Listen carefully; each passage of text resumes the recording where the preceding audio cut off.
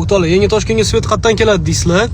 Yangi Toshkent o'zida katta 220-35 kilovoltli podstansiya qurilyapti. Bu birinchi podstansiya yopiq ko'rinishida va 220 ham shahar ichida bo'lishi bu birinchi marta. Juda katta qurilish ketyapti. Shuni ichida mana transformatorlar bo'ladi. Mana shu yoqqa kelib, mana zakovoltli liniya kelib shu yoqqa ulanib, piyodan уже kabel ko'rinishida shaharga liniyalar chiqib ketadi. Bitta ham visokovoltli stalbalar, anaqa oporalar bo'lmaydi. Shaharda hammasi yer ostida bo'ladi. Ko'rsanglar bo'ladi. Xovchin kompaniyasi, UET kompaniyasidan birgalikda 220-35 birinchi yopiq podstansiyasi qurilyapti. Shu podstansiya xudo xohlasa afzalliklari shundan iboratki, svet uzluksiz beriladi, ta'minlaydi va ko'rinishi muzeyga o'xshaydi.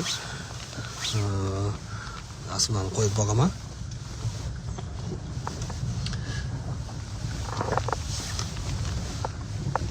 Chiroyli mana rasmlardek bo'ladi.